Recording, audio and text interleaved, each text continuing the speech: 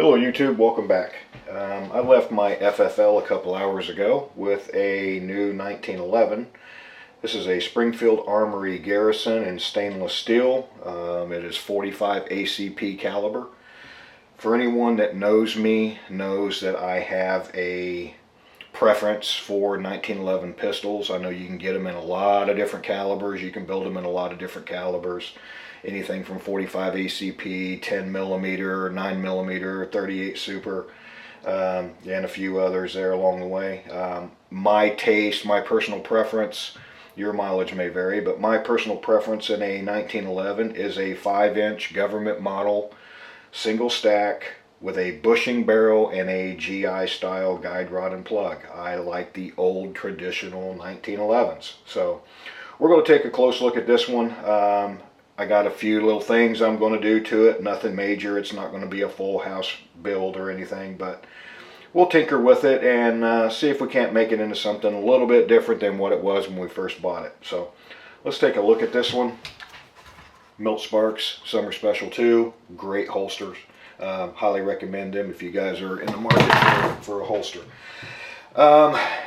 Has this pistol been safety checked? Absolutely. One of the 4 firearm safety rules, right? Treat all firearms as if they're always loaded, but yes, it has been safety checked. Do I know that it's been safety checked? Yes. Do I need to show you? No. Do I want my videos monetized? No, I really don't care. Guys, I cannot shoot you through the camera, but anytime somebody hands you a firearm, you always safety check it. I do it, and I recommend that you do too. You only usually have a firearm accident one time. So let's take a look at this thing. Okay. It is clear and empty. Alright, so upon initial inspection, obviously single stack, 1911, bushing barrel. You can tell it's got a GI style guide plug, Novak style sights. Now on the Springfield Armories, they do have a Novak cut rear sight, but the front sight dovetail cut is going to be a little bit different. It's going to match the Dan Wesson. Springfield and Dan Wesson have basically a proprietary cut. There's going to be a little bit different than what the standard Novak sight cut is. 3-dot sights, which again, personal preference, I'm not a fan of. I like a blacked out rear sight and some type of a high visibility front sight. I prefer a gold bead or even a tritium front sight. I do not like, being a traditionalist, it's just personal preference, nothing wrong with it, they work perfect, but personal preference is I do not like fiber optic front sights on a 1911. I like them as traditional as I can get them. So the pistol is very clean. The lines look nice and straight. There's really, compared to some other Springfields that I've had, there's very little side-to-side play. I'm actually pretty impressed with that. There is no perceivable up and down play in the slide frame fit. Nothing in the front. It's a tight gun. That's a pretty tight gun. Let's see here. Wow. There is absolutely no movement in the barrel. That barrel seems to be fit very well.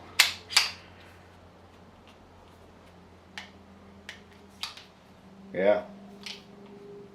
Not a whole lot of movement going on in this gun at all.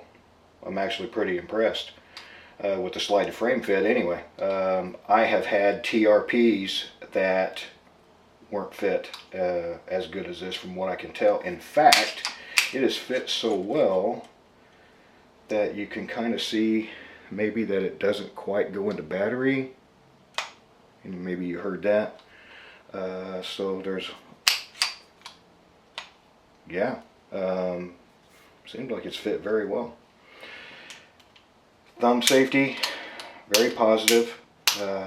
I love a click up and down. I like the going on to safety a little bit easier so you don't wear your thumb out if you're doing an extended shooting session.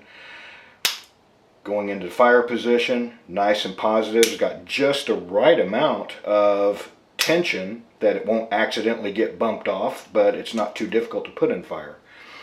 One thing that I cannot handle, it absolutely drives me crazy, I don't know if you can see this, is thumb safety float. That drives me nuts. So I do not like a thumb safety when you engage it, that it floats, because I am a high thumb shooter. So I rest my shooting thumb on top of that safety when I shoot. So that's okay. We can definitely take care of that. Slim grips. Does not support the plunger tube. I'm not a fan of slim grips. Again, your mileage may vary. Just my personal preference. All of this stuff, guys, is my personal preference. Doesn't mean that it's the only way to build a 1911 or the only way to have one setup. There's tons of different ways, but I prefer a standard size grip that supports the plunger tube. Got a standard size magazine release. Good amount of tension. But I like an extended one. It's got a Vodecki style 3-hole long trigger. I prefer a small trigger. When I build my 1911s, I build them so that 99% of the people that pick the gun up will be able to use it. People with small hands, if you have a short trigger, they don't have to chase the long trigger. And people with larger hands, if they have a short trigger, they can still find it highly usable. So try to build them as universal as possible. Standard slide stop.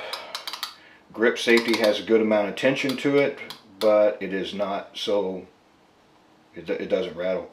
It's side to side, got a little bit of play. Of course, it's not a custom grip safety that's been blended or anything, but for a production pistol, I'm pretty impressed. I've had TRPs that were looser than this one.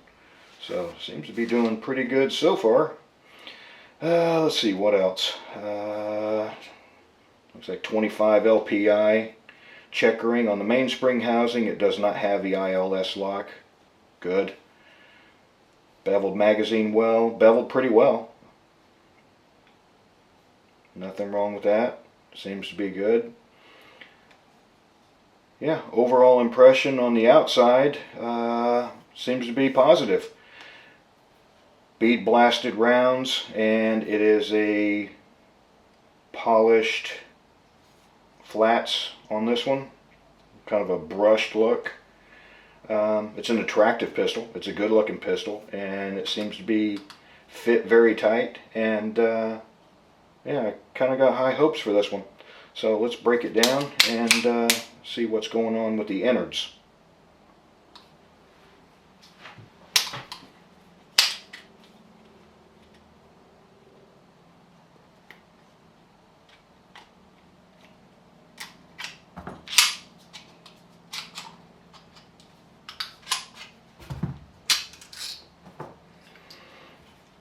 Alright, so we got the standard recoil spring, probably 16-17 pound, standard GI guide plug.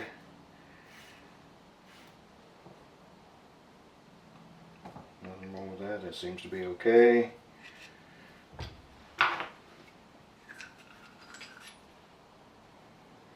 Standard size, or that's a guide plug, that's a guide.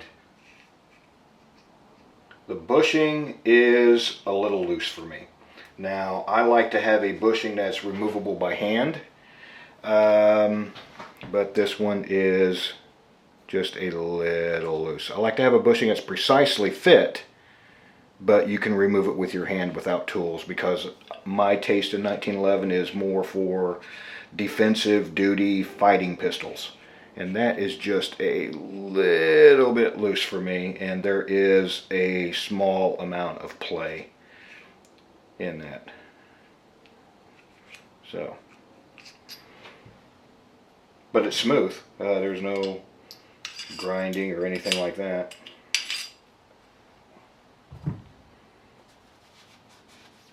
most of this disassembled here.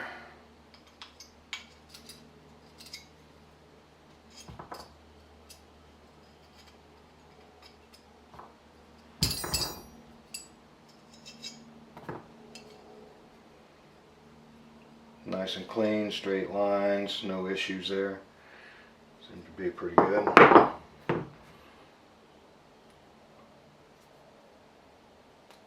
Again, you got your extractor marks or your ejection marks for the mold. So this is a MEM hammer and a strut. Factory sear.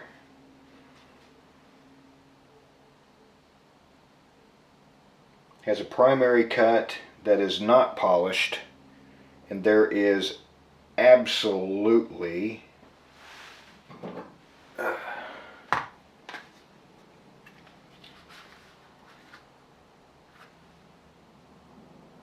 yep, there is absolutely no relief cut whatsoever on this one, but that's going to be something that we can fix as well.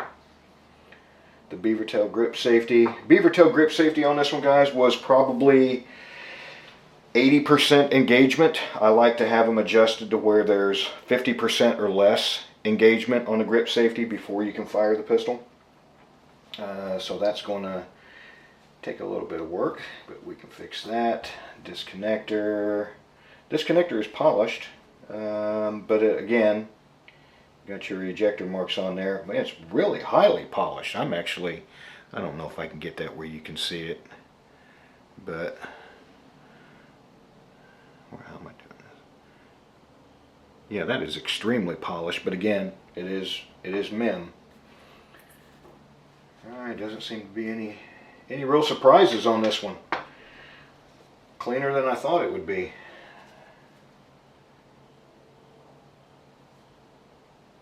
I'm just looking at the indent for the plunger.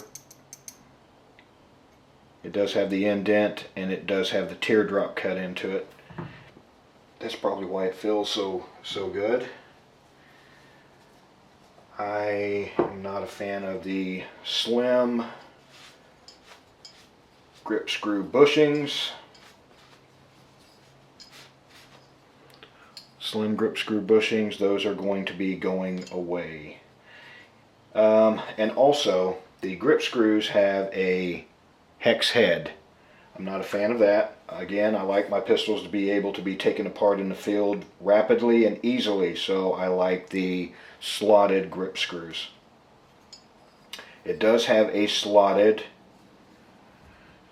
screw for the magazine catch, which is good, because if it didn't, I was going to replace that. I don't want to get out in the field and have to work on a pistol and then come to find out I need a hex wrench.